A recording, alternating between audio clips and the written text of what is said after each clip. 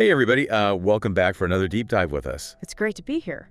Today we're going to be looking at something I think is really interesting and a little bit controversial, too. Oh, yeah. And it's this whole idea of, being in the world, but not of it, Mm-hmm. especially as it relates to faith and living out, your faith in a very real way. Yeah. And the source material that we're looking at really kind of flips the script on how I think a lot of people traditionally view this. I think that's right. And, it sort of challenges some of the assumptions that we might have. Absolutely. And it comes from a place of experience, too. Right, like lived experience. Exactly. Yeah, and the source material kind of starts off with this really almost shocking personal anecdote about conversion. Right. It's vivid. Oh, it's incredibly vivid. And, Mhm. the author is basically describing, his experience of converting and then essentially cutting off all ties with the outside world. It's such a stark contrast to the way most people approach things. Totally. And it even goes so far as to say, like, they stopped greeting their neighbors. Yeah, like full-on separation. Right. Like it was this very much all-in mentality. Mm-hmm. And you see that in groups that are really seeking intense commitment, right? Exactly. And it makes you think, Is that necessary? is that effective? Is that even, Right. what was the purpose of that? Yeah. Does it actually work? Right. And that's where the source material gets really interesting, because it goes on to argue that this kind of extreme separation almost backfires Right. and actually creates what they call useless evangelists. Yeah. Because the argument is, if you're completely cut off from the world, how can you possibly connect with anyone? Or share your beliefs in a way that's meaningful, right? Exactly. How can you relate to people who are going through very real everyday struggle? And isn't that the whole point, to be like a light in the world? Well, and that's what makes it so paradoxical, because you have this kind of tension between personal conviction and outward mission. Absolutely. And that's something that so many different faiths grapple with. Right. It's like, how do you strike that balance? How do you maintain your own beliefs and also be relevant and relatable to a world that's constantly changing? And I think this is where this brilliant analogy that the author uses comes in, and it's this idea of a spiritual vaccine. Oh, yeah. It's one of the most memorable parts of the whole source material, honestly. It really sticks with you. So imagine this. You give someone like a tiny little dose of God's presence, right? Surrounded by like 99% rules and restrictions. Okay. And the author argues that it's like giving them a spiritual vaccine. Like you're inoculating them, I guess. Against genuine faith. Yeah. Yeah, because they've got this little taste of it, but it's been so diluted by all the rules and the dogma that it's almost like they've built up an immunity to the real thing. It's like they've had just enough to know they don't want more. Exactly. And I think this is why you see some people who are drawn to spirituality, maybe during a crisis or a difficult time in their lives. When they're looking for answers. But then they encounter organized religion and they're like, Nope. this isn't it. It's too rigid, too structured. Yeah, and it makes you wonder, is the way that some institutions are presenting their message actually pushing people away rather than drawing them in? That's a really good question, and it applies to more than just religion, right? Oh, absolutely. Think about any organization, businesses, political groups. If you're only giving people a watered-down version of your core message. Are you really connecting? Yeah, are you truly connecting? Right, you being authentic. And are you allowing people to experience the full impact of what you have to offer? It's food for thought, for sure. Absolutely. And it leads us to another really fascinating idea, that the source material delves into this concept of church as more than just a building. Right, not a physical space. Exactly. The author goes back to the original Greek word for church, which is ekklesia. Oh, wow. You didn't know that. Yeah, and it actually refers to a gathering of people. Interesting. Not a specific location. So it's more about the community. Yeah, exactly. It's about the people and how they come together, not the physical structure they meet in. So it's about being the church rather than going to church. Right. It's a more dynamic, active view of faith. I like that. And it makes you rethink how you approach your own faith journey, doesn't it? Absolutely. It's not just about showing up on Sunday. It's about how you live your life every day, how you interact with others, and how you make a difference in the world. And this brings up another point that the source material touches on, and it can be a little bit uncomfortable, but it's this potential disconnect between those who are leading the faith and the everyday struggles of their followers. Yeah, like the people in the pews versus the person behind the pulpit. Right. And the author describes it as almost like a religious bubble that some leaders live in. While their congregation is out there facing very real, mundane problems, Oh, exactly. Things like finances, family drama, job stress. the stuff of life. Yeah, the nitty-gritty. And it makes you wonder if those leaders haven't experienced those same struggles. Can they truly offer relevant guidance? It's a question that resonates with me because I've definitely seen that disconnect sometimes. Me too. And I think it highlights the potential pitfall of becoming so focused on doctrine and theological concepts Right. that you lose touch with the practical needs and concerns of the people you're trying to guide. It's like speaking a different language almost. Totally. And the author even goes so far as to say that some leaders might be living in a world of abstract ideas while their followers are wrestling with very concrete, often messy, real-life issues. Yeah, it's like trying to give someone a gourmet meal when they're starving for basic sustenance. What a great analogy. It just doesn't quite meet the need. And the source material really doesn't shy away from pointing out this potential blind spot. It argues that religious leaders need to be more in tune with the realities their congregations are facing. To meet them where they are. Exactly, if they want their message to resonate and be truly helpful.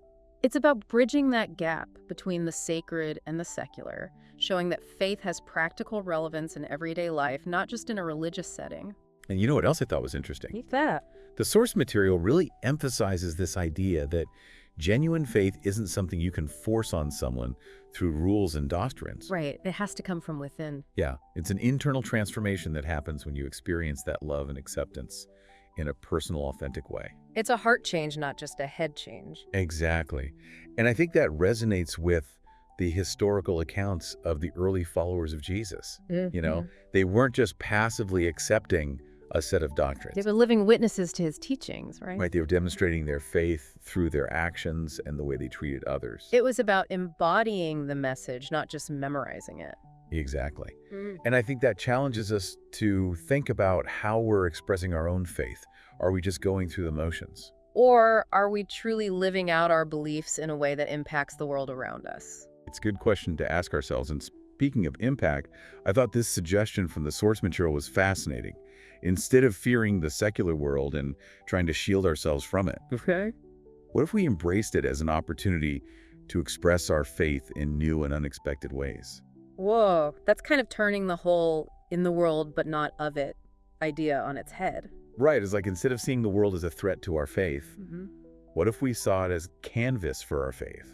A place where we can put our beliefs into action. Exactly, a place where we can demonstrate love, compassion, service in ways that are relevant to people's lives. It's a bold idea. It is, and it challenges that notion that we have to choose between being religious and living a full engaged life in the world. Because maybe it's not an either situation. Right, maybe it's about finding that sweet spot, that balance between our inner world and our outer world. And allowing our faith to inform both.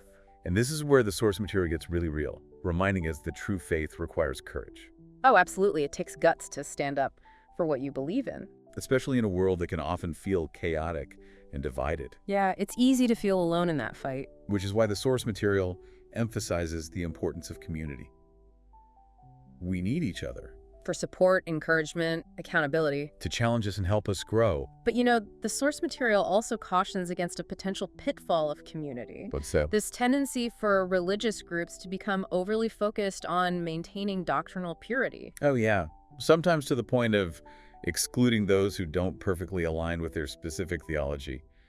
Right? It's like, who wants to be part of a club where you're constantly worried about being judged or kicked out for saying the wrong thing? It seems counterintuitive to the whole idea of love and acceptance. Yeah, and it creates this climate of fear and suspicion that stifles authentic dialogue and prevents us from learning from each other. It's like we're so busy trying to prove we're right that we forget about the importance of simply loving each other. And remember that image of the multiple churches on the same street, each one claiming to have the correct interpretation of Scripture. Oh yeah, it's almost comical. But it highlights a serious issue. It makes you wonder if all that infighting is really what's intended. Is it bringing us closer to the divine, or is it just creating more division and animosity?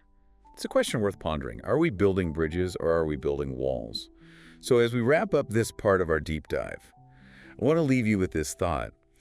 If love is truly at the heart of faith, then maybe our focus should be less on proving that we're right and more on demonstrating that love in practical, tangible ways. Yeah, how can we bring more love, more grace, more compassion into our own corner of the world? That's the real challenge, isn't it? It is, and it starts with each of us individually. Absolutely. Yeah. So let's keep exploring these ideas together and see where they lead us. Sounds good to me. Yeah. It's a powerful shift, isn't it? Moving from judgment to just like radical compassion. It is, and it almost begs the question, are we so focused on being right? Are we so focused on defending our beliefs that we've forgotten, like, the core message of love and acceptance? Yeah, and I think the source material really hits on something that I've thought about a lot, which is this whole idea that we don't have to earn God's love. Right. It's not a reward for good behavior. Exactly. It's a gift. It's freely given.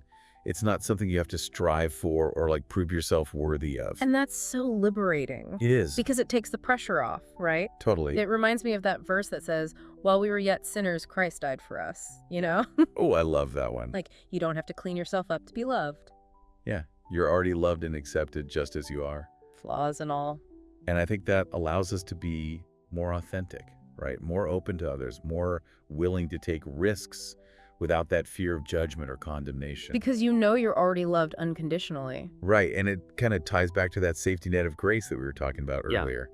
Yeah. If you know there's a safety net below you, you're more likely to like try new things, stretch yourself, step out in faith, even if you might stumble. It's like that feeling of being held and supported, even when you mess up. And that sense of security, I think, is so empowering. It is. It gives you the freedom to be yourself.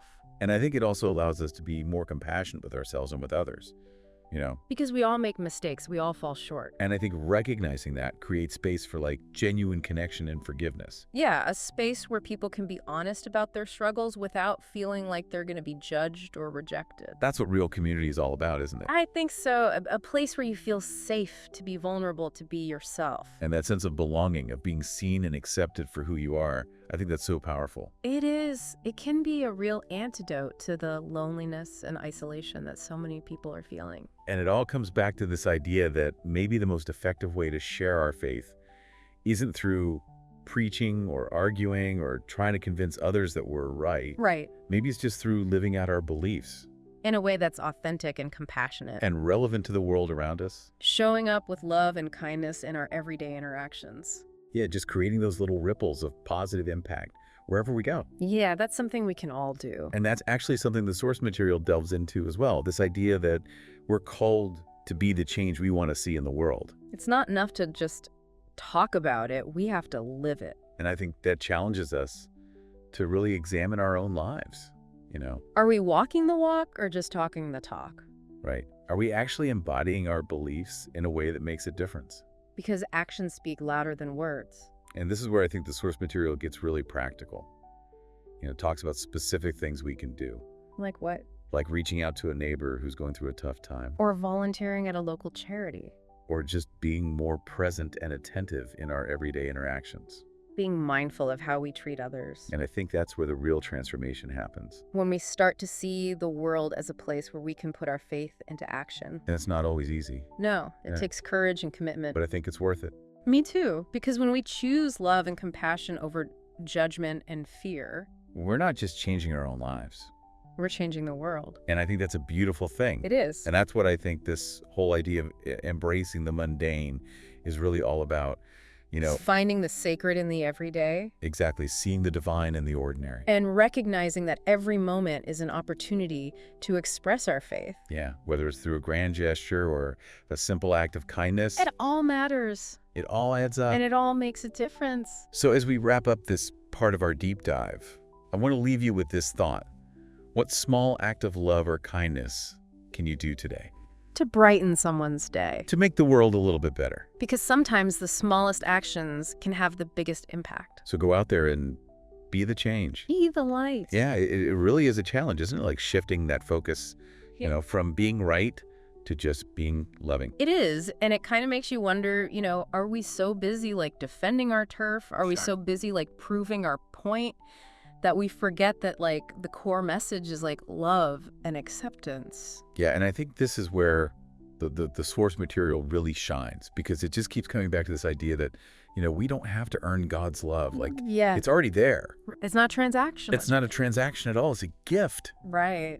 And I love that. And it reminds me of that verse, that says, while we were yet sinners, Christ died for us. Oh, Yeah, that's a good one. You know, like you don't have to get it all figured out. You don't have to be perfect. Yeah, you don't have to clean yourself up, to be worthy. Yeah. You're already loved and accepted, flaws and all. Hmm. And I think that's so freeing It is. because it allows us to be more authentic, more open to others, more willing to take risks, even if we might screw up. you know? Yeah. Yeah, because you know that you're loved no matter what. Right, and it goes back to that safety net of grace we were talking about. It really- Like if you know there's a net below you, you're more likely to try that crazy flip. Yeah, take a risk. They take a leap of faith. Jump off the high dive. Right. It's like, Yeah. so you know you're going to be caught.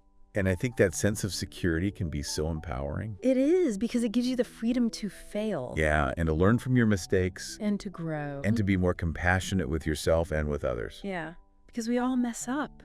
We all fall short. And when we can recognize that in ourselves and in each other, Yeah, it creates space for forgiveness and for growth absolutely. It allows us to give each other the benefit of the doubt. and to extend grace. Yeah, and to build those authentic connections. Yeah, that's what real community is all about, isn't it? I think so. It's about being able to show up as your true self, flaws and all. And knowing that you're going to be accepted and loved. And I think that's something we all crave. Yeah, that sense of belonging. And it all comes back to this idea that maybe the most effective way to share our faith isn't through preaching or arguing or trying to win people over. Right. Maybe it's just through living it out.